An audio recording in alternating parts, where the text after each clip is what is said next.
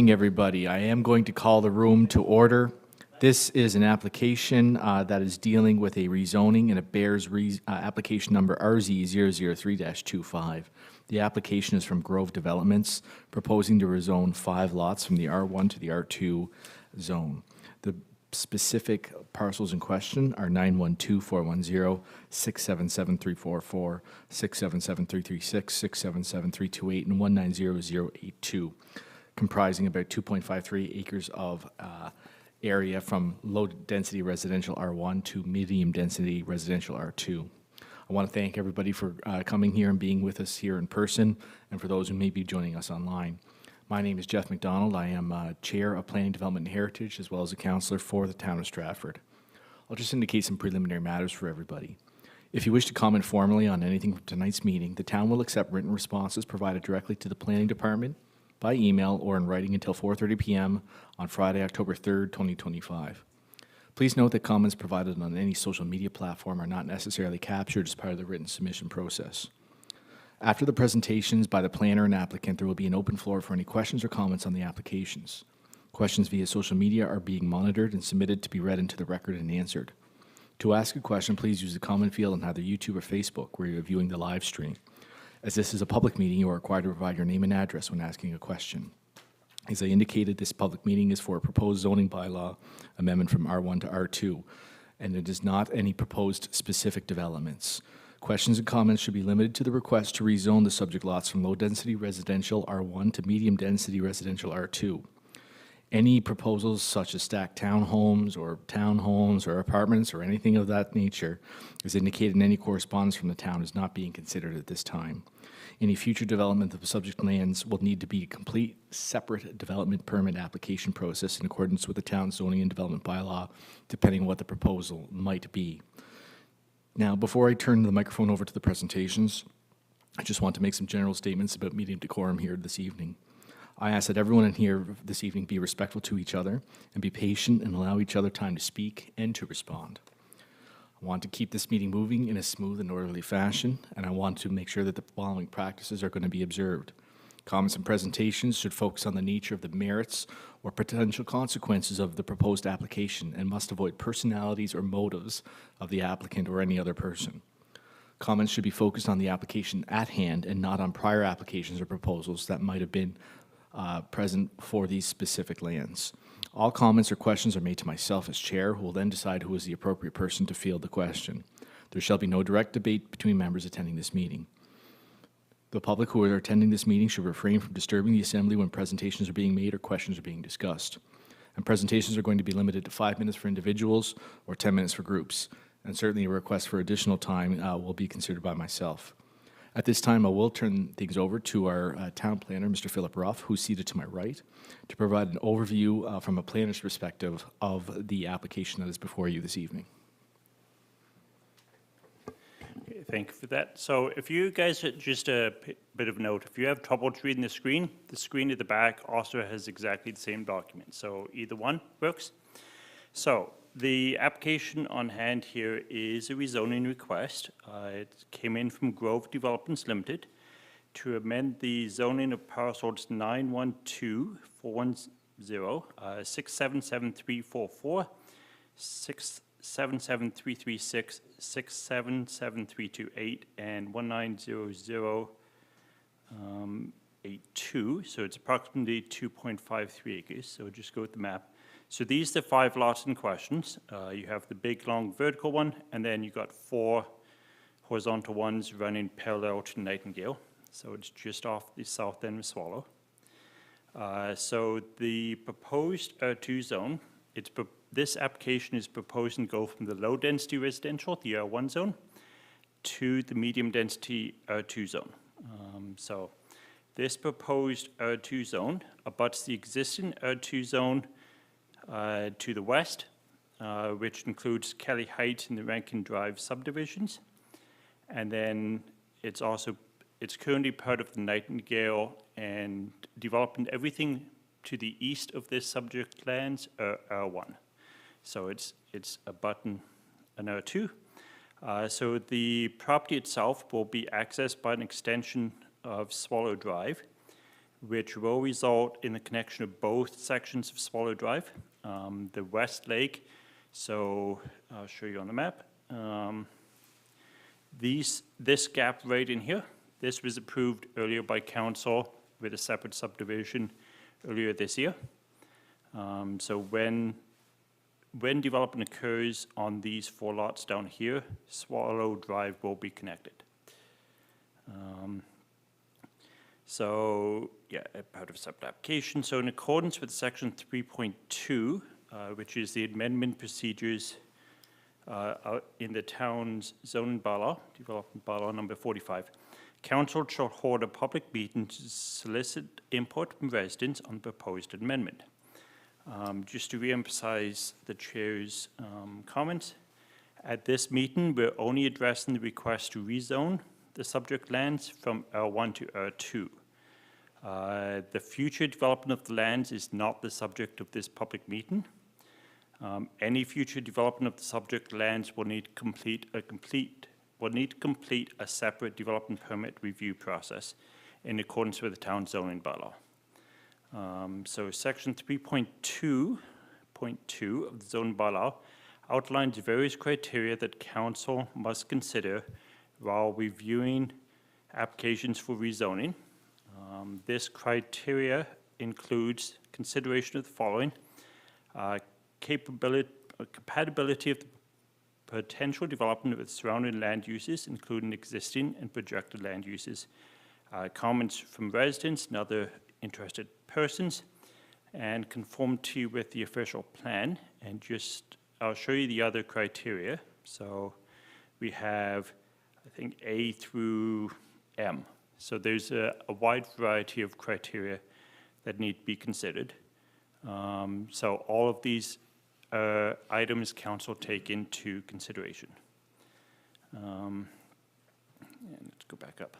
So that's a summary of the application. Thank you very much, Mr. Ruff. I appreciate that.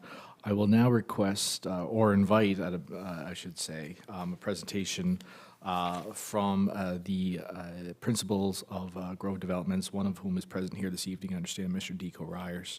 I'll ask you, sir, to approach the microphone here just in front of you to provide your perspective on your proposed application. Thanks, Jeff. Yeah, so I'm with Grove Developments. We're looking to get the land rezoned from an R1 to an R2. Right now, as an R1, we can do some single-family homes there. I think as an R2, we can do some duplexes and stuff like that. But more importantly, we're going to be able to provide some more housing for people there. I've just got some notes here. I'll go over them quickly here with you guys, so we're not taking up your whole evening. You know, preliminary servicing discussion suggests that there's no significant upgrades that's going to be required for the town of Stratford beyond the standard service connections. When we have to put that road in at some point, if there's a development that goes on there, we got to put the road in, then we got to connect the services and bring them through. So any future development, you know, you're going to see an increase in local vehicle movements on Swallow Drive, but its connecting arteries are capable of accommodating some growth without material capacity concerns. The impacts on existing development character, I think whenever we get to the point, if we get an R2, you know, we're going to put together a proposal that represents a respectful intensification of the residential land use that complements Stratford's transition towards more diverse housing options. Any architectural design, heights, and massing of future development will be tailored to blend into the compatible scale and of the nearby homes and foster visual continuity. Impacts on the natural environment.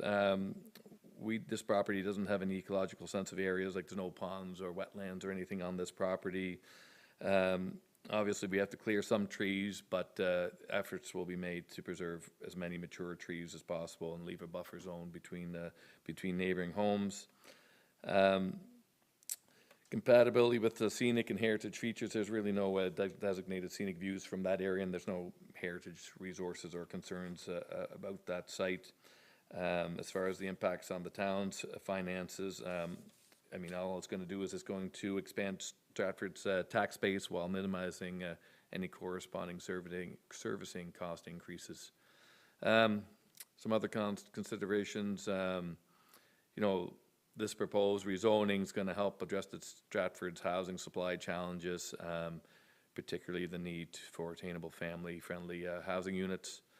It supports demographic retention and economic vitality through diverse housing choices within town boundaries, and long-term maintenance of any future development expected to be low impact due to the private ownership or condominium-style management of any of the structures. Yeah, so that's basically all I've got to say. It's just high level at this point. I really don't know what we're gonna. What we would do if we get an R2, we'd be exploring those options whenever we get to that point. Sir, thank you very much for that. Appreciate that. I will now open the floor for those who may have questions or wish to make any commentary or provide any presentation. Yes, sir. Thank you, Mr. McDonald. So just what I'll ask you to do, sir, is just approach the microphone here. There may be a little switch on the bottom that you may have to turn on. We just want to make sure. Yeah, you're gonna. Yeah, there's a little gray switch on the other side of it. There, you got it. Yeah. So I'll just. Okay. Now we can hear you. So what I'll just ask you to do is repeat your name, where you're at, Scott sir. McDonald, 18 Swallow Drive. Very good. Now, you're here for R1 to R2, but the developer already talked about what he plans to put on there in general, and he said duplexes. I don't think anybody in this room would have an issue with a duplex. But my paper says 2 12-unit stacked townhouses. That's what the developer wants to put on. He didn't mention duplexes, but he said it today to. So just on that, it's a good point. And I attempted to do this, so I'll certainly take the blame for this. What I tried to indicate was that any potential use of this land, whether it's those stacked townhomes that you're referring to, that was put there in error. That should not have been there, because that's not something that we can consider right now for a rezoning. I appreciate the question, and it's a good one. I wouldn't have brought it up, except he said like duplexes, and I don't think anybody in the room would have an issue with duplexes on those consolidated lots. And just before you go, Mr. Ryers, what I'll do, sir, is, so I think if I can understand what you're saying is there had been a discussion about potential stacked townhomes or stacked units, and now there's a mention of duplexes here. And I think you're just trying to get some clarity as to the potential. Is that? Yes. Okay. So here's what I'm going to do. I'm going to ask Mr. Ruff here to provide an overview of what's permitted in the R2 zone as of right. And that might help assist everybody here to get an idea of what exactly we might be looking at. And if there's further clarification of Mr. Ryers' plans, I might turn it over to Mr. Ryers at that time, okay? Yeah. So I'll just ask Mr. Ruff to provide an overview. Okay, thank you. Oh, you can stay there if you have any you may have follow-up questions, so I'll call you back up if you need to.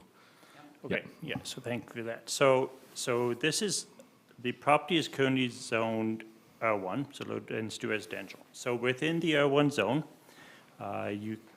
here you can see you can get single dwellings, secondary dwelling units are essentially permitted, and then as conditional uses, you can get duplexes or semis.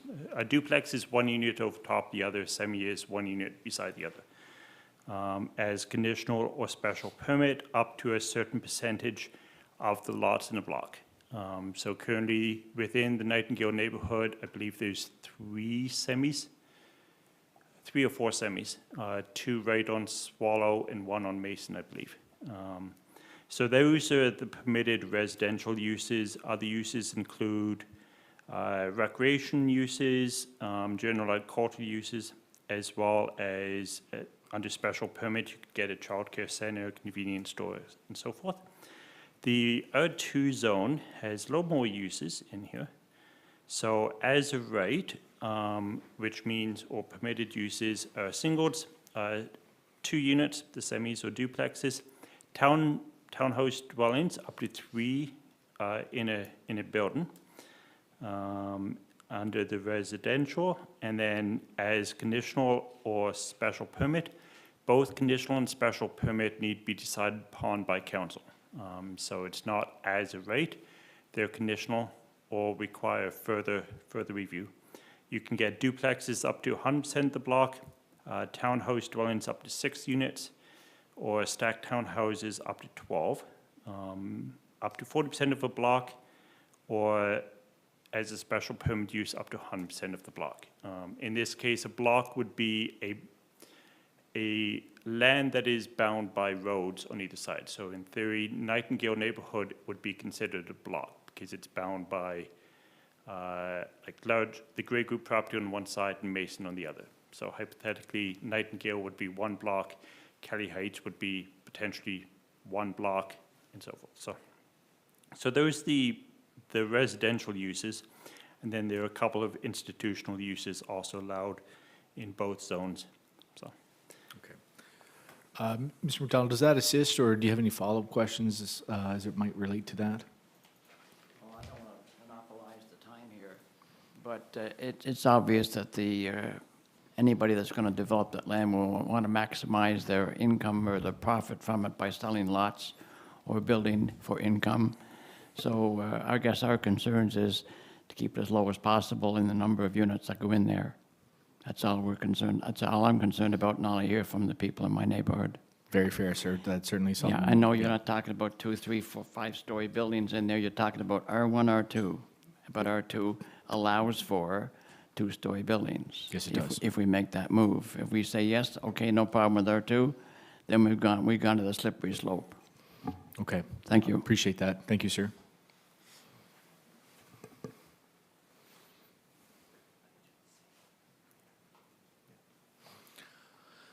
Anybody else? Yes, please come on up.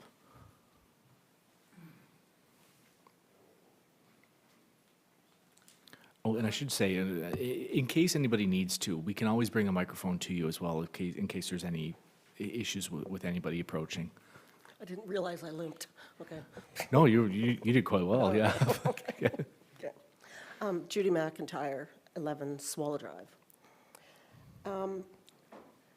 As far as I've understood, R1 already will allow duplexes as a conditional use, correct? And I'll let Mr. Ruff answer this one. Yes, so as conditional uses, duplexes are permitted up to 20% of the block. As conditional uses are up to 40% as a special permit use. Okay. So that wouldn't, if you're talking duplexes, Mr. Ryers? Yep. Okay. That doesn't even need a rezoning. That just needs approval of the conditional use from council. Am I correct in that? So yeah, I'll ask Mr. Ruff to answer that one as well, just in terms to provide some overview as to how that process might look. Potentially would have to do calculations as to how many existing lots within the block have semi-detached or duplexes, and then do that calculation. I'm not sure what those numbers are off the top of my head. I'd have to do some research, but it may trigger, if they're over the 40%, then within the current zoning, that wouldn't be permitted. So what would that block be comprised of? There's Nightingale Drive with houses on either side. And does that also incorporate, that block, does that also incorporate these 4? Yeah. So, yeah, the definition of a block is defined as an area that is bound on all sides by a road, a river, or large bodies of large parcels. So in this case, a block would most likely consider maybe as far as Captain James Goldsmith Row on the west side. On the north side, it's difficult to say, probably Swallow, because it's not like everything on Swallow over to Nightingale and then down towards where Goldsmith Row, because Goldsmith Row is coming in here and then down. So probably 1, 2, 3, 4, 5, 6, 7, probably 12 or 14 lots through here. That's just a quick estimate. Okay, I'd have to count them up. And then we'd have to count up the number of existing lots with singles, semis, townhouses, stacked townhouses, whatever is in the area. okay. And then factor in our calculations from there, so. Just, you had mentioned before 2 semi-detached on Swallow, that's correct. There's no semi-detached on Nightingale. Yeah. None. And yeah, I think there's one on the corner of Mason, one there, and one here. Corner of, oh, yes, that's right. So I think it's Yeah. 3 in the area. Yeah. And then there's a couple on Swallow further over on the west leg of Okay, Swallow, all right, which would be factored into that block area, okay. so. So the percentage of being able to put duplexes in on those 4 lots, that is set in stone, right? But what you consider as a conditional use can be umpteen different things. So that seems to conflict to me.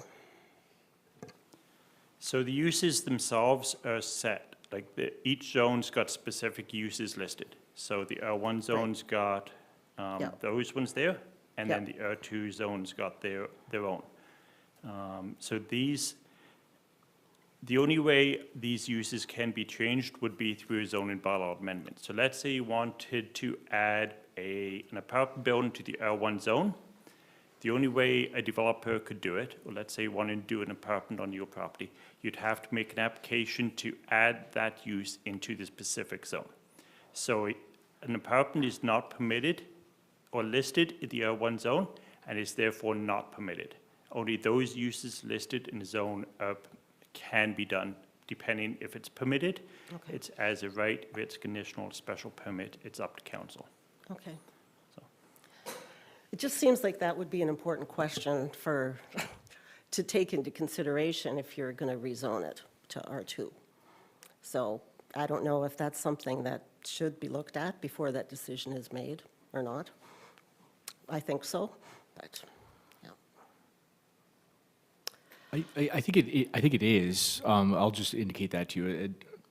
As Mr. Ruff indicated in part of his presentation, there's a number of highlighted aspects of the zoning and development bylaw, and the suitability of the site for the proposed development, including the preservation of existing site features, compatibility of the proposed development. All of those types of considerations would fall under those criteria in our zoning and development bylaw. You're absolutely right, is the bottom line, and so certainly that'd be something that council and planning staff do have to take into consideration. Yeah. Right, as well as the general feeling of the R1 neighborhood. Certainly, Of and course. that comes down to that neighborhood compatibility Right. that needs to be considered underneath the zoning and development bylaw. Yeah. Yeah. Okay, that's good for now. Thank you very much.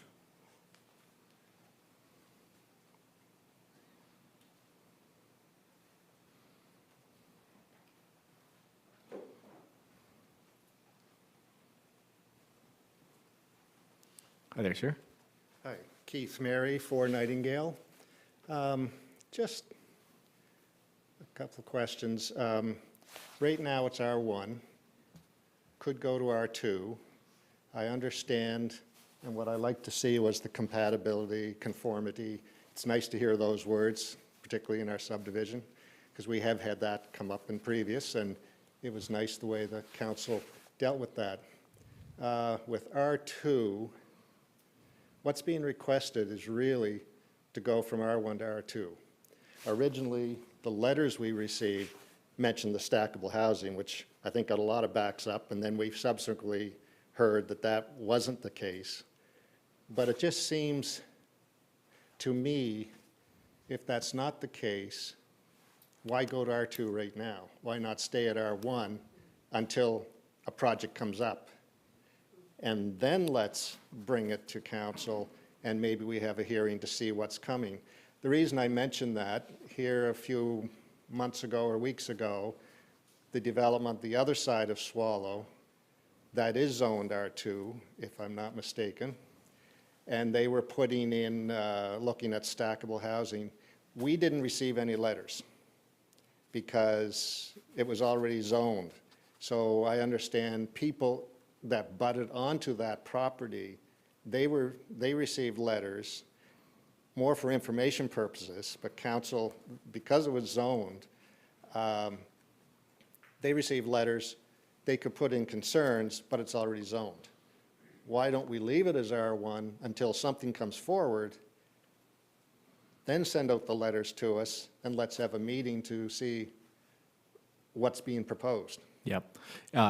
Absolutely understand the question. So I'm just going to turn it over to Mr. Ruff, and just to explain, I think, a little bit about this notion, I guess, in planning law about conditional rezoning, I guess, is the term. So I'll just turn it over to Mr. Ruff. Okay, yeah, so thank you for that. So I understand the question. So under planning law, there is no ability to conditionally zone a property. So you can't say, we're going to make this an R3 zone, but you can only do these specific uses. It's either you can do what the zone allows, and that's the only way it can be considered. You can't say, let's say the R3 zone allows an apartments. You can't say, we're going to conditionally zone your property to the R3, but you cannot do an apartment.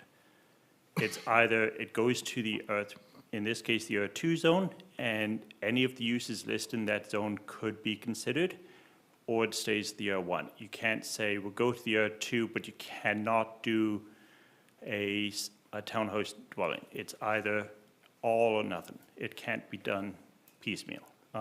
That's under the Planning Act and under planning law on the island here. There's no ability to do a site-specific zone, as in some other parts of the country does allow that, but the island does not.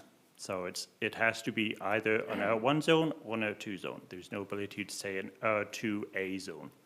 So. Does that help? Basically, the bottom line is we can't say we can't say, oh, we'll rezone it once we get a good idea of what exactly you're going to build there. Unfortunately, the rezoning and the potential development have to be considered separately under the law. It's I agree with what you're saying because it makes a certain amount of sense, but the law tells us, unfortunately, that we really do have to consider the rezoning to be separate and apart from any potential development. Come on up, or you want to jump the queue? No, I just want to clarify. All right. Okay. Hi, my name's Terry Davis. I'm at 12 Nightingale Drive. To be fair, I'd like to keep it as an R1. I don't see the need to go to an R2. I don't want to. I recognize that what you're saying is that if they do go R2 and you have other plans, the plans still have to be approved. I understand that, but I don't see why the need is there if it's already has everything that we're looking for in an R1. And we went through this probably, a year or two ago.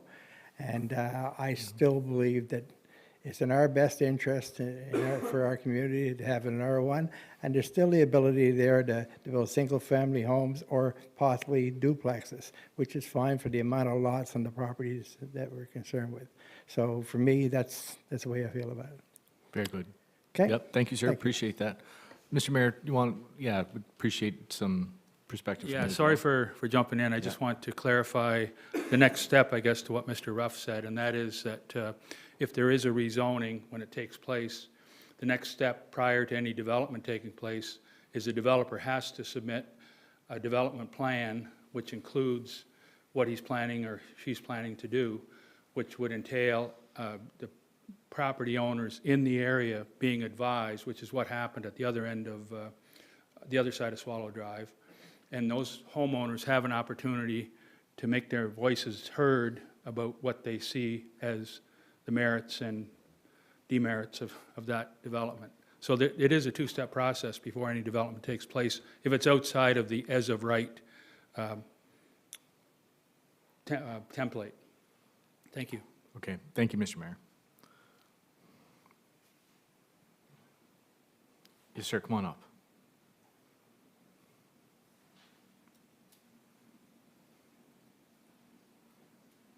Hello, I'm Bill Giddings, 9 Swallow Drive. ever since these letters came out, there's been an awful lot of confusion caused by these letters. And anybody that I've spoken to say, why do people who present any kind of rezoning request get such large amount of attention from council? We must have rules and laws, and Stratford has grown extremely well for the last 50 years or more without a lot of this grief that is being put on homeowners close to this area. We don't need Zone 2.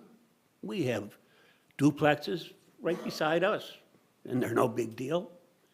I don't know why you're looking way ahead into the future when somebody might want an apartment in the area. Right now, is there anybody? Is there anybody in the area now that wants an apartment put in our area?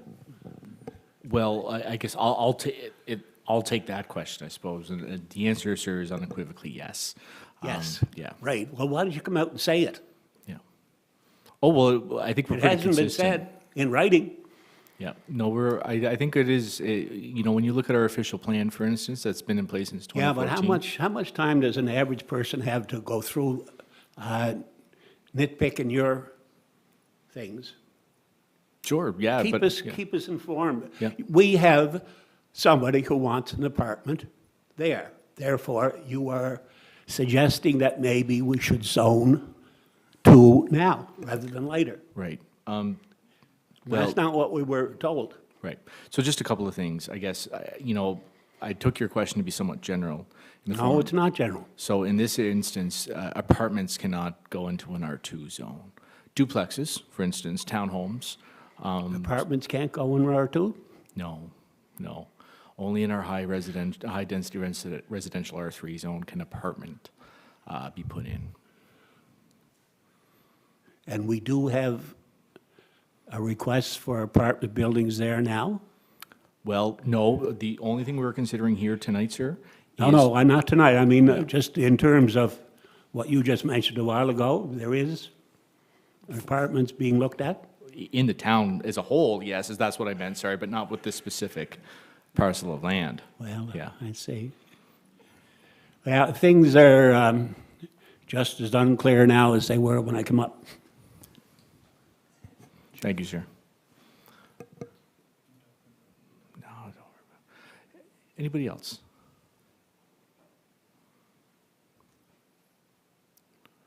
Okay, so what I will do, oh, yes, sir, yeah.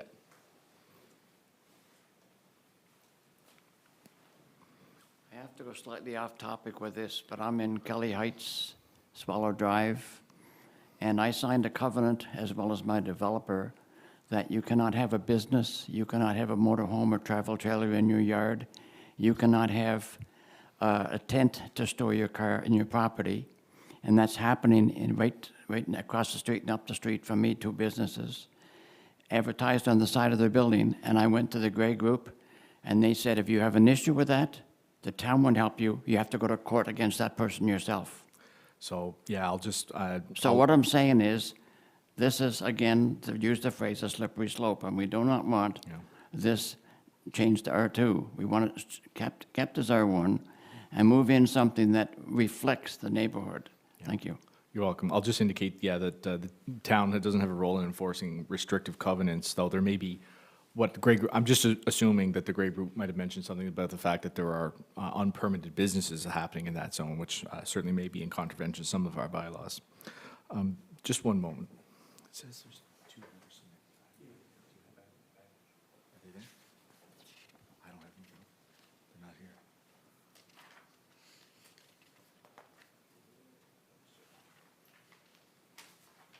Okay, very good, thank you. Okay, I'll just indicate, folks, that there are 2 items of correspondence that we did receive, and as part of our process, they are to be read into the record, and I will read them now. First letter is dated September the 13th and is addressed to Mr. Ruff, the care of the Planning Department. It states as follows. This letter appears to address the same plot of land by the same developer. This issue was soundly defeated by, in bold, every member of council the last time. There are no two-story structures within 2 blocks of the proposal. Traffic will be a big issue. Parking will be a big issue. Once built, the town will not regulate what and how many will operate out of this site, including businesses. Businesses are operating on Swallow Drive West and on Captain James without town objection. Safety for walking will be an issue. Property values will go down.